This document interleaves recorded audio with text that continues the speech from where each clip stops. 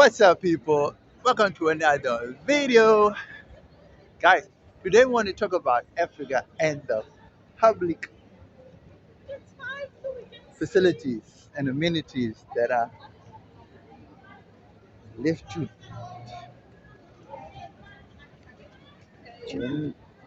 degenerate, degrade, fall apart. I mean, it's sad if you go into a public restroom in most African countries and in most public spaces where there's no security or where there's no cleaners to maintain the place. Just like a public restroom. Oh my goodness. Oh my goodness. That's what we're going to get into. The untidiness, the dirtiness, the unkept, unclean, just the so it's so depressing to talk about that. But yeah, that's what we need to talk about. Let me know what you think in the comment section below. Don't forget to like, comment, share, and subscribe. You know we family, right? Holla.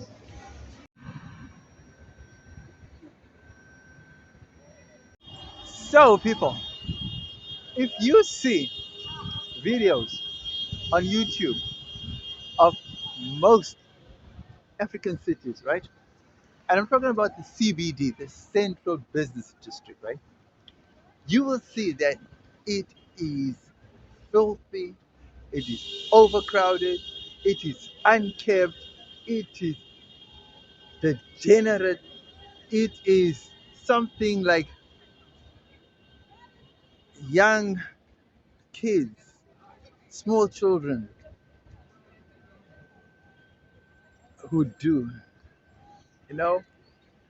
Guys, I'm talking about littering, I'm talking about graffiti, I'm talking about just pee smelling everywhere. I'm talking about homelessness and just, I don't know, pieces of furniture, mattresses, card boxes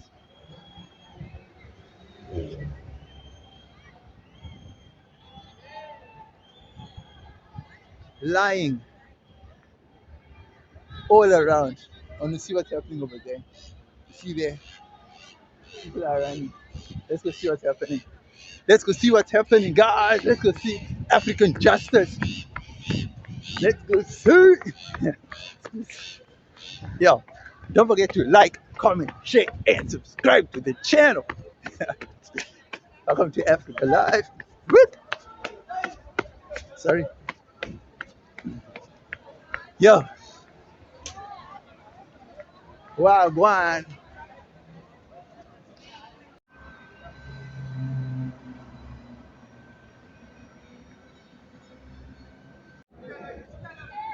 People, someone stole a bag and they denied it. And when we got there, the guys were already caught. So, yo, there was nothing we could do about it. So, yo, man, police. Oh, my goodness. Okay, crime is everywhere. So we know that now, right?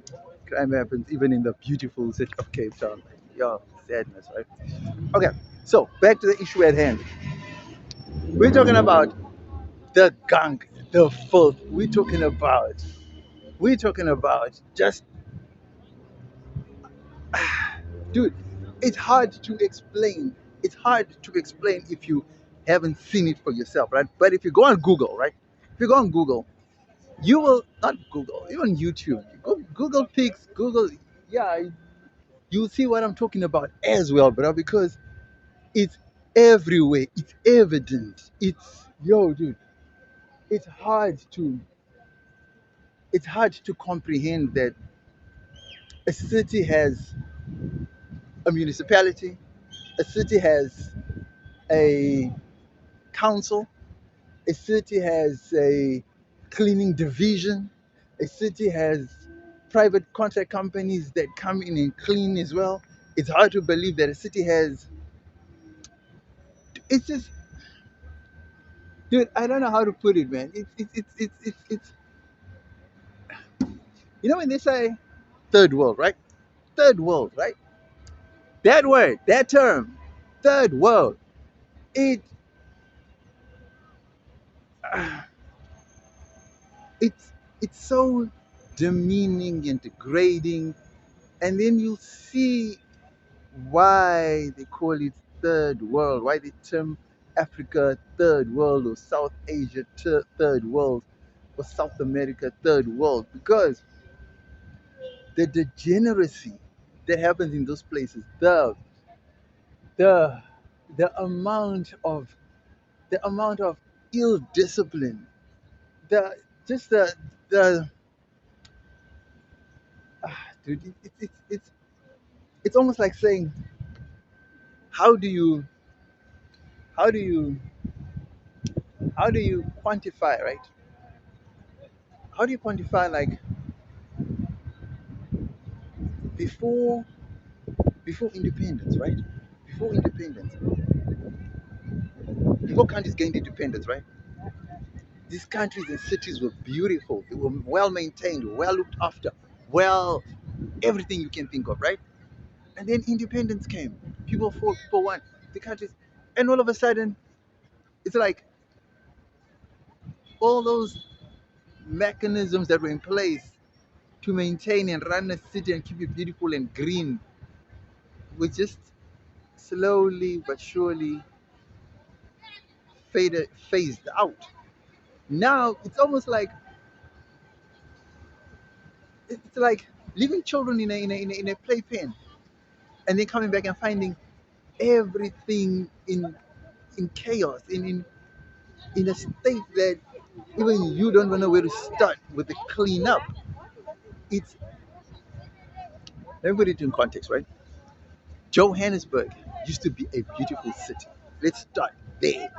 Johannesburg CBD, Central Business District, used to be a beautiful city. Hillbrow used to be a beautiful place. Yeovil used to be a beautiful place. Berea, those were former white areas, bro. Now, go there and you'll see. You understand what I'm saying? The degeneracy is, man, I don't know how to call it, man. I don't know how to call it. So I'm not sure if it's a case of neglect, a case of corruption? Is it a case of um, criminal elements involved as to why the systems are no longer functioning? It just doesn't make sense how something so beautiful could just die out, basically. I mean, as we speak now, government offices in the CBD are like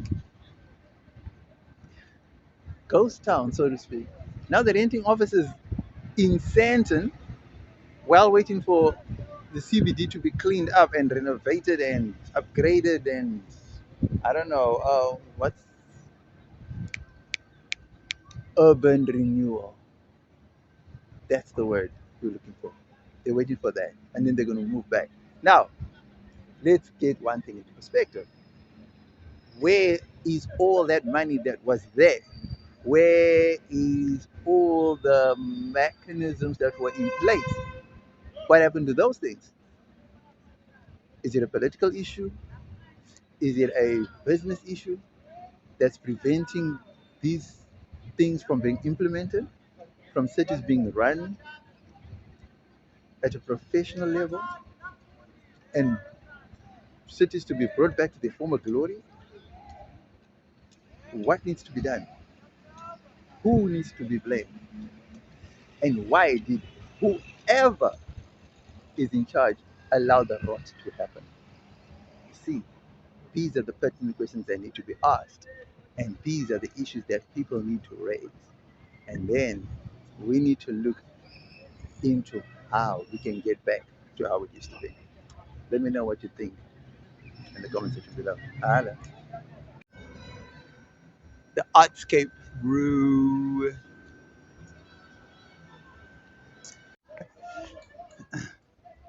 So apparently people stole a bag. So yeah, dudes.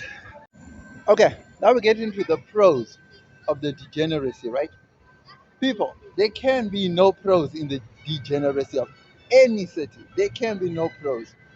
The one thing, if there is a pro, that means I would say there's an opportunity for employment, an opportunity to create jobs, an opportunity and for entrepreneurs to step up and say, okay, where can I help my city? What can I do for my city? And thereby creating jobs for fellow countrymen.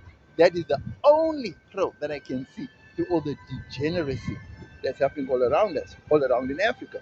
This is an opportunity. So what someone may see as a problem, others may see as an opportunity. So from the fault, the dirt, the degeneracy can come something good like employment, jobs, business opportunities, and definitely some sort of networking and corporate governance and partnerships between public and private sectors.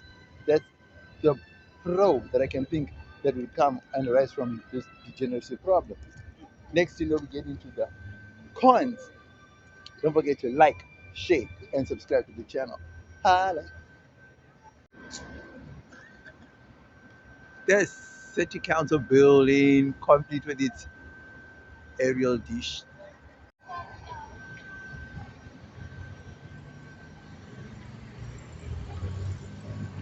Okay, so the cons. What are the cons of having degeneracy?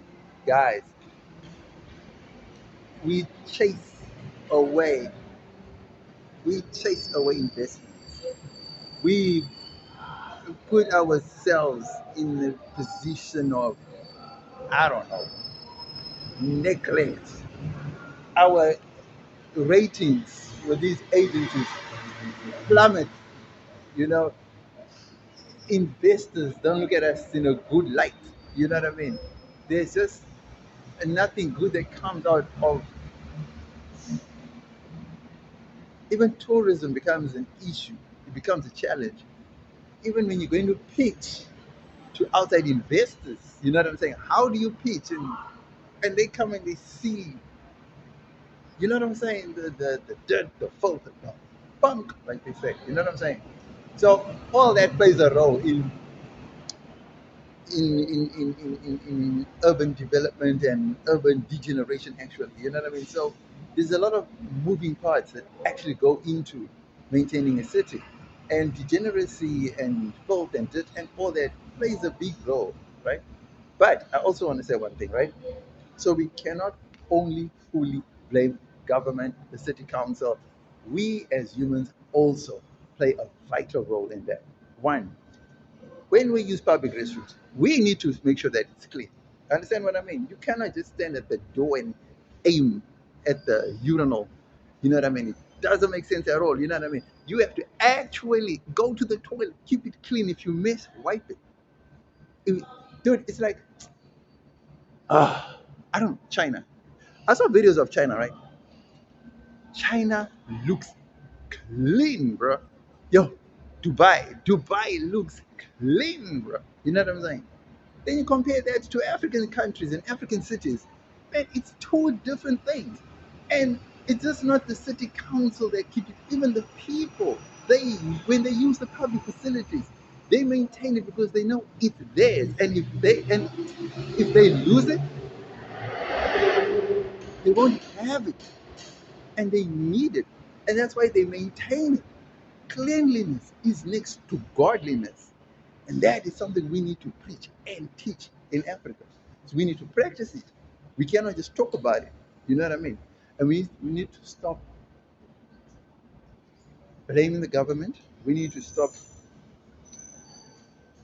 moving the goalposts. Um, we need to start taking accountability because we are the ones who ultimately use these public facilities. It's not only the government officials, but us, we, the public, we do. So we need to be cognizant of that, right? So let me know what you think, if I'm on the money or if I missed the mark on this one. Don't forget to like, share, comment, and subscribe. You know, we family, right? Holla.